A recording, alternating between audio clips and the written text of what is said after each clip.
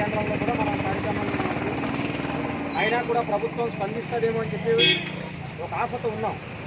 కానీ ప్రభుత్వం స్పందించలేని పక్షంలో చలో విజయవాడకి 2వ తారీఖు వస్తున్నామని చెప్పేసి ఉంటే మనం కార్యక్రమం. అయినా కూడా ప్రభుత్వం కనీసం స్పందించలేదు. సరికదా ఇవాళ తెల్లవారి 3:30-4 గంటలకి దరిదాపు వందలాది మంది పోలీసులు వచ్చి చుట్టుముట్టి ఒక గూండల్లాగా పడిపోయి బ్యాగులు పట్టుకొని పోయారు, టెలిఫోన్లు పగిలిపోయాయి, ఎక్కడెక్కడ పోయాయో తెలియదు. ఎక్కడ తాడేపల్లి ఎక్కడ ఉంది, మన అమరావతి ఎక్కడ ఉంది, మన నెల్లూరు ఎక్కడ ఉంది, నెల్లూరు పోలీస్ స్టేషన్ తీసుకొచ్చారు. అందుకని మనం గత ప్రభుత్వం ఉన్నప్పుడు మన పెంటమ్మ గారు చెప్పారు అన్ని విషయాలు. ఆ జీవోలనే ఈరోజు అమలు చేశారు. దాదాపు 1800 పైసలకు మినీ సెంటర్లు ఇప్పటికీ అప్డేట్ అవ్వలేదు. 164 సూపర్వైజర్ పోస్టులు ఖాళీగా ఉన్నాయి ఇప్పుడు. అలాగే అనేక ఆఫీసుల్లో అదే రూములు తీసుకొని ఈరోజు మనం ఉన్నారు. వాళ్ళకి రెంట్లు లేవు, రూములు ఖాళీ చేసేయమంటున్నారు. అందుకోసం మనం ఈ ప్రభుత్వానికి మనం ఒకటి హెచ్చరిక జారీ చేస్తున్నాం. ఉమ్మడి రాష్ట్రంలో ఉన్నప్పుడు అంగన్వాడీల పైన గుర్రాలతో తొక్కించి బాష్పవాయువులు ఉపయోగించినందుకు చంద్రబాబు నాయుడు గారు 9 సంవత్సరాల అధికారంలో బయట ఉన్నాడు. ఆ విషయాన్ని గుర్తుపెట్టుకోవాలని చెప్తున్నాం.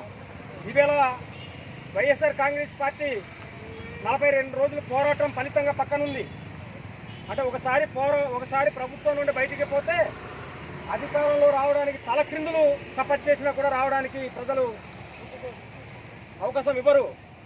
అందుకోసం అధికారం ఉంది కదా, మా సైన్యం ఉంది కదా, మేము అణిచేస్తాం, తొక్కేస్తాం, ఎక్కేస్తాం అని చెప్పేసినంటే అటువంటి ప్రభుత్వాలన్నీ కూడా కుప్పకూలిపోయాయి.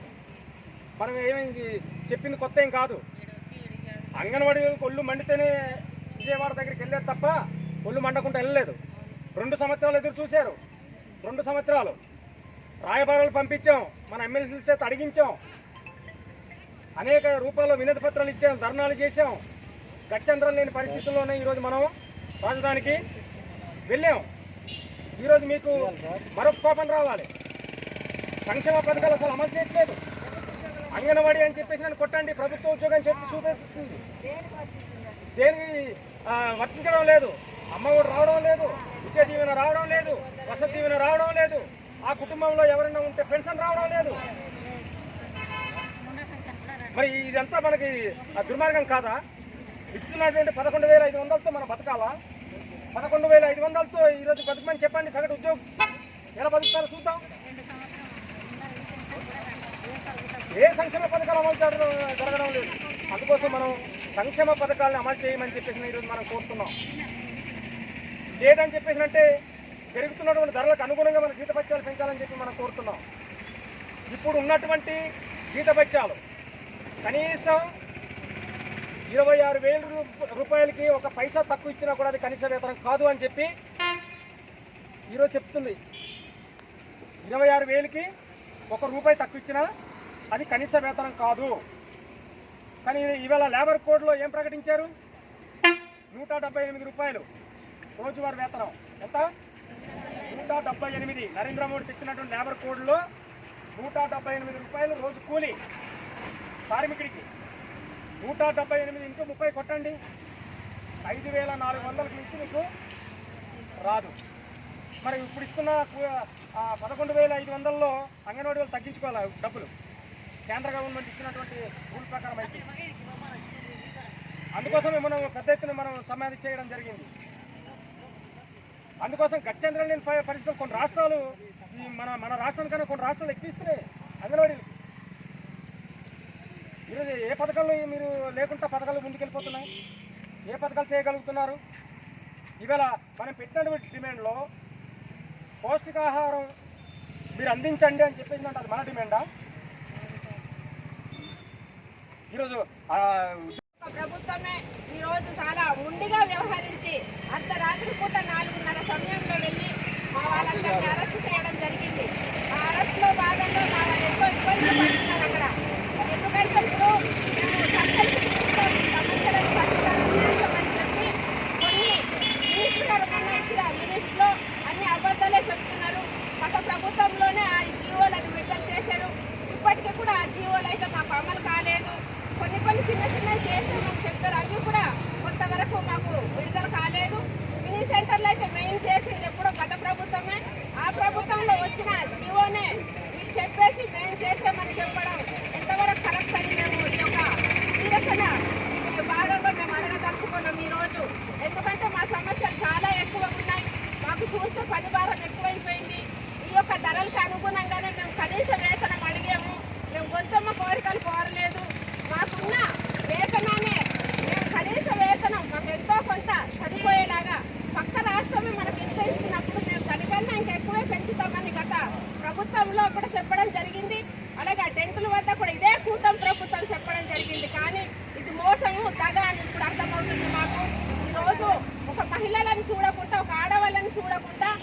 వాళ్ళకి ఎన్ని ఇబ్బందులు అయితే ఇప్పుడు చూడాలి.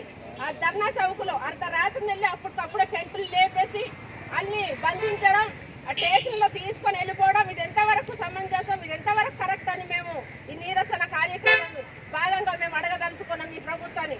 ఎందుకంటే ఇదే కాదు, ఇది ఒక్కటి కాదు, రెండు కాదు, ఇది మొదట్లో కాదు, చివరి కాదు. మేము ఇలాంటి అరెస్టులకి మేము భయపడే వాళ్ళమైతే కాదు. ఒక అంగన్వాడీ వర్కర్ అయితే అది స్ఫూర్తినిచ్చే ఒక తల్లి తర్వాత తల్లి లాంటి సేవలు చేసేవాళ్ళము. కానీ మినిమం మేము కనీస వేతనాలే మేము అడిగాము. దానికి ఇస్తామని కూడా గత ప్రభుత్వంలో మాకు ఆ డిమాండ్లో కూడా వాళ్ళు ఒప్పుకోవడం జరిగింది. కానీ ఈ రోజు మేము శాంతియుతంగానే మా వాళ్ళందరూ విజయవాడలో వెళ్ళి కూర్చొని ఉండగా, పడుకొని ఉండగా అర్ధరాత్రి టైంలో తీసుకెళ్లడం ఇది ఎంతవరకు కరెక్ట్ అని అడుగుతున్నాం. కానీ మా యొక్క సమస్యలు పరిష్కారం అంటే అయ్యేంత వరకు మెయిన్ ప్రధాన డిమాండ్ ఏంటంటే మా వేతనం పెరిగేంత వరకు ఖచ్చితంగా ఇది ఇలాగైతే ఉండదు. మా వాళ్ళందరూ వచ్చి అక్కడ సమాధానం చెప్పాలి. గవర్నమెంట్ మీరు ఏంటి ఎంతవరకు కరెక్ట్, ఇది మీరు చర్చలకు రమ్మని పిలిచి మా వాళ్ళని అరెస్ట్ చేసి ఇలాంటి ఇబ్బందులు పెట్టడం ఎంతవరకు కరెక్ట్ అని మేము అడగదలుచుకున్నాం మా యొక్క వర్కర్స్ తరఫున. కాబట్టి ఇది మంచి పని కాదు. నేను చేయవలసిన పని మీకు ఎంతైనా ఉంది కాబట్టి అది మా వేతనం మీరు మాట ఇచ్చారు గత ప్రభుత్వంలో, ఇప్పుడే చేయవలసిందే. చేసే వరకు అయితే ఇంకా పరిష్కారం అయ్యేంత వరకు ఇంకా ఇదే కాదు, ఇంకా చాలా మేము ఫైట్ అవుట్ చేసి ఇంకా ముందుకు వెళ్తామని సభాముఖంగా తెలియజేస్తున్నాం. ఇది ఒకటే కాదు, ఇది కొత్త కాదు. మాకు ఎన్నో రోజులు ఆ యొక్క అప్పుడు ఇంతకు ముందు 2019 నుంచే మాకు జీతభత్యాలు అనేది పెరగలేదు. ధరలైతే ఎక్కువైపోయి మా కుటుంబాన్ని పోషించడం కష్టమవుతుంది. మా పిల్లల్ని చదివించడానికి ఇబ్బంది పడుతున్నాం. మేము సెంటర్లో పిల్లల్ని చూసుకోవాలా, ఆ బడ్జెట్లో వచ్చినాయి అన్ని మా జీతంలో నుంచే మేము కూరగాయలు ఇవన్నీ మేము సర్దుకొని ఒక గ్యాస్ మెయింటెనెన్స్ చేయాలి, ఒక సెంటర్ మెయింటెనెన్స్ చేయాలంటే దానికి చాలా ఖర్చుతో కూడిన పని. ఇస్తారు కాదనలేదు, అవి ఎప్పుడో వస్తాయి. కానీ ఈ లోపు మేము పెట్టుకొని కిందనైతే మాకు ఇక్కడ ఏజెన్సీలో అయితే ఇలా జరుగుతుంది. కానీ కిందనైతే ఒక్కొక్క రెంట్ ముందుగానే అడ్వాన్స్ ఇచ్చి వాళ్ళు రెంట్లో ఉండాలి. ఇలాంటి ఇబ్బందులు ఎన్నో ఉన్నాయి, చాలా ఇబ్బందులు మాకు వర్క్ విషయాల్లో చెప్తే.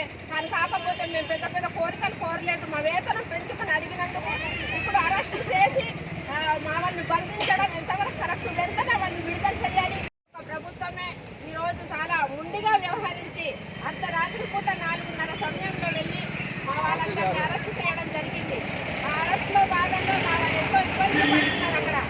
ఎందుకంటే ఇప్పుడు మేము చర్చలకు తీసుకొని సమస్యలను పరిష్కారం చేస్తామని చెప్పి కొన్ని మినిస్టర్ మొన్న ఇచ్చిన మినిస్ట్లో అన్ని అబద్ధాలే చెప్తున్నారు. గత ప్రభుత్వంలోనే ఆ జీవోలను విడుదల చేశారు. ఇప్పటికీ కూడా ఆ జీవోలు అయితే మాకు అమలు కాలేదు. కొన్ని చిన్నవి చేసామని చెప్పారు, అవి కూడా కొంతవరకు మాకు విడుదల కాలేదు. మినీ సెంటర్లు అయితే మెయిన్ చేసింది ఎప్పుడో గత ప్రభుత్వమే. ఆ ప్రభుత్వంలో వచ్చిన జీవోనే వీళ్ళు చెప్పేసి మేము చేసామని చెప్పడం ఎంతవరకు కరెక్ట్ అని మేము ఈ యొక్క నిరసన భాగంగా మేము అడగదలుచుకున్నాం ఈరోజు. ఎందుకంటే మా సమస్యలు చాలా ఎక్కువగా ఉన్నాయి. మాకు చూస్తే పని భారం ఎక్కువైపోయింది. ఈ యొక్క ధరలకు అనుగుణంగానే మేము కనీస వేతనం అడిగాము. మేము గొంతమ్మ కోరికలు కోరలేదు. మాకున్న వేతనాన్ని మేము కనీస వేతనం మాకు ఎంతో కొంత సరిపోయేలాగా పక్క రాష్ట్రమే మనకు ఇంత ఇస్తున్నప్పుడు మేము దానికన్నా ఇంకా ఎక్కువే పెంచుతామని గత ప్రభుత్వంలో కూడా చెప్పడం జరిగింది. అలాగే టెంటుల వద్ద కూడా ఇదే కూటమి ప్రభుత్వం చెప్పడం జరిగింది. కానీ ఇది మోసము, దగ అని ఇప్పుడు అర్థమవుతుంది మాకు. ఈ రోజు ఒక మహిళలను చూడకుండా, ఒక ఆడవాళ్ళని చూడకుండా వాళ్ళకి ఎన్ని ఇబ్బందులు అయితే ఇప్పుడు చూడాలి. ఆ ధర్నా చౌకులో అర్ధరాత్రి వెళ్ళి అప్పటికప్పుడే టెంటులు లేపేసి అన్ని బంధించడం, ఆ స్టేషన్లో తీసుకొని వెళ్ళిపోవడం, ఇది ఎంతవరకు సమంజసం, ఇది ఎంతవరకు కరెక్ట్ అని మేము ఈ నిరసన కార్యక్రమం భాగంగా మేము అడగదలుచుకున్నాం ఈ ప్రభుత్వాన్ని. ఎందుకంటే ఇదే కాదు, ఇది ఒక్కటి కాదు, రెండు కాదు, ఇది మొదట్లో కాదు, చివరి కాదు. మేము ఇలాంటి అరెస్టులకి మేము భయపడే వాళ్ళమైతే కాదు. ఒక అంగన్వాడీ వర్కర్ అయితే అది స్ఫూర్తినిచ్చే ఒక తల్లి తర్వాత తల్లి లాంటి సేవలు చేసేవాళ్ళము. కానీ మినిమం మేము కనీస వేతనాలే మేము అడిగాము. దానికి ఇస్తామని కూడా గత ప్రభుత్వంలో మాకు ఆ డిమాండ్లో కూడా వాళ్ళు ఒప్పుకో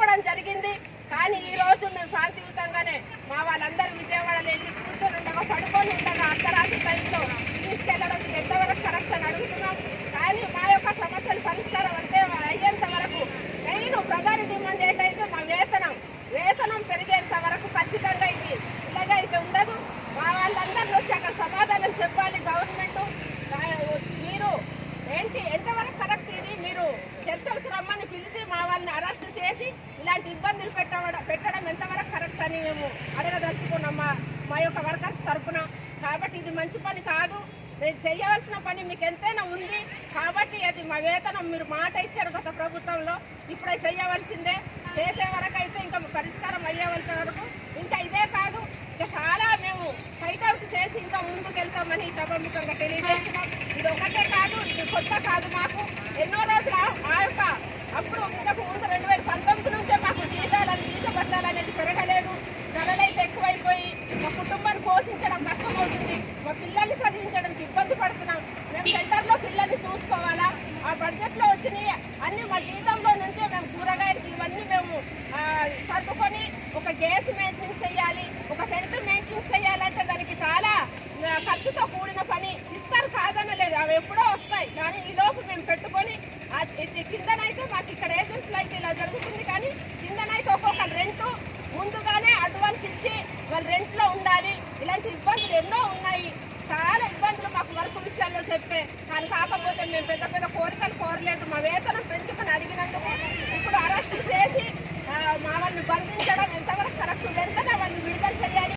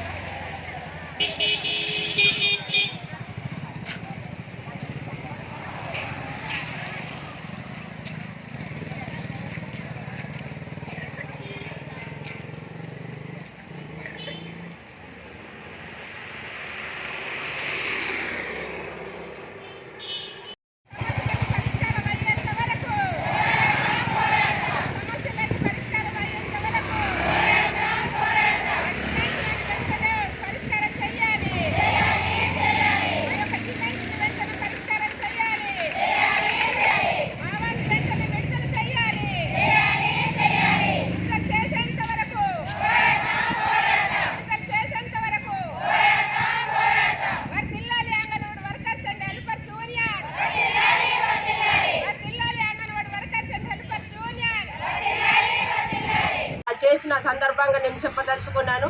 ఈరోజు మాకు కనీస వేతనం 26,000 ఇవ్వాలని డిమాండ్ చేస్తున్నాము. అలాగే మాకు గ్రాడ్యుయేట్ ఎప్పుడో అమలైనా మాకు జీవో అయితే సరైన గైడ్లైన్స్ రూపొందించలేదండి.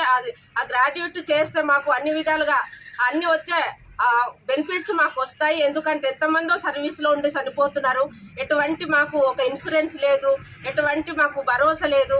కాబట్టి మేము చేసే సేవలు అయితే చాలా విలువైనవండి. ఎందుకంటే సామాజిక సేవ చేస్తూ ఒక్క సెంటర్లోనే కాకుండా అనేక సామాజిక సేవలో మేము పాల్గొంటున్నాము ప్రతి విషయంలో. కాబట్టి మాకు ఈరోజు మేము ఎందుకంటే అనుకున్న ఆ ధరలకి మాకు అసలు ఇప్పుడు ఆ వేతనం అయితే కనీస వేతనం చాలేసాలవండి. 11,500 ఇస్తున్నారు మాకు. ఇప్పుడు ఆ 11,500తో మేము మా పిల్లల్ని పోషించుకోవాలా, లేక మా ఇంటిని గడుపుకోవాలా, ఇలా చాలా ఇబ్బందులు పడుతున్నాం. ఆ కనీస వేతనం అయితే మాకు అసలు చాలట్లేదండి. ఈరోజు ఉన్న ధరలకి మా పిల్లల్ని ఎలా చదివించుకుంటాము. తర్వాత వచ్చి ఈరోజు ఆ 11,500 ఇచ్చి గవర్నమెంట్ ఎంప్లాయీ అని మాకు చూపిస్తున్నారు సార్. ఆధార్లో మా ఆధార్ కొడితే ప్రతి ఒక్క పథకాలు కూడా మాకైతే గవర్నమెంట్ నుండి వచ్చే పథకాలు ఏవి మాకు వర్తించట్లేదు. ఆ యొక్క పథకాలు లేక ఇటు మాకు గవర్నమెంట్ ఎంప్లాయీ అన్నప్పుడు మాకు కనీస వేతనం ఇస్తే అదేదో మేము సంతోషిస్తాం సార్. అది పథకాలు ఇవ్వకపోయినా పర్వాలేదు. కానీ మెయిన్ మాకు వేసవి సెలవులు కూడా మే నెలలో పూర్తిగా వేసవి సెలవులు ఇవ్వాలి సార్. ఆయాకి టీచర్కి సగం ఇచ్చి ఆ పనులు మళ్ళీ చేయించుకుంటున్నారు. మాకు అయ్యే సెలవులు ఇచ్చినా మాకు ఫలితం అయితే లేదు. పని ఒత్తిడి అయితే ఎక్కువైపోయింది. ఈరోజు మాకు యాపుల భారం ఎక్కువైపోయి ఒక్క యాపు కాదు ఇంచుమించు 6-7 యాపులు తీసుకొచ్చి చాలా ఇబ్బంది పడుతున్నాం మేము. ఆ యాపుల్లో చేయాలంటే మెయిన్ లబ్ధిదారులకి ఒక వాటి నుండి వచ్చిన సర్వీస్ మేము ఇవ్వాలి అంటే చాలా ఇబ్బందులు పడాలి. వాళ్ళు పేస్ యాప్ తీయాలంటే అక్కడ ఫోన్లో ఎటువంటి వాళ్ళకి ఈ ఏజెన్సీ ప్రాంతంలో అయితే ఫోన్లో వాళ్ళకి లింకప్లు అయ్యి ఉండవు, ఫోన్ నెంబర్స్లు ఉండవు. తర్వాత భర్త దగ్గర ఉంటాయి ఫోన్లు, ఆ లబ్ధిదారుల దగ్గర ఉండవు. అది లింకప్ అయితేనే కానీ మేము వచ్చే రేషన్ కానీ అటు నుండి వచ్చే ఎవరిని ఇవ్వడానికి అవ్వదు. అలా పేస్ తీసుకుంటేనే కానీ మేము అలాగ రేషన్ ఇవ్వకూడదు. రేషన్ ఇవ్వకపోతే వాళ్ళు మాకు ఇవ్వలేదు, మీరే అవన్నీ తీసుకొని తినేస్తున్నారన్న ఈ వార్తలు అయితే మాకు ఇలాగా నిందలు వస్తున్నాయి సార్. అలాంటి ఇబ్బందులు మేము పడుతున్నాం ఏజెన్సీ ప్రాంతంలో అయితే. మెయిన్ ఫోన్లు అయితే ఇచ్చారు, అది సంతోషమే. కానీ ఆ ఫోన్లు ఇచ్చినా ఇప్పుడు ఆ లబ్ధిదారులకి లింకప్ చేసి మేము రేషన్ ఇవ్వాలంటే చాలా కష్టం ఇక్కడ ఎఫ్ఆర్ఎస్ చేయాలంటే. కానీ ఆ ఫోన్లో ఒకే యాప్ కాదు, ఇప్పుడు అన్ని యాప్లు కలిపి ఒకే యాప్ కింద ఇవ్వమని మేము అడుగుతున్నాము. మాకు కనీస వేతనం 26,000 చెల్లించాలని అడుగుతున్నాము. ఈ అనుకున్న ధరలకి అయితే మేము ఆ జీతాలతో అయితే మేము పోషించుకోలేమండి. మా పరిస్థితి ఎట్లా అని చెప్పి మేము ఈ రోడ్డు మీద కూర్చోవలసి వచ్చింది. గత ప్రభుత్వం ఉన్న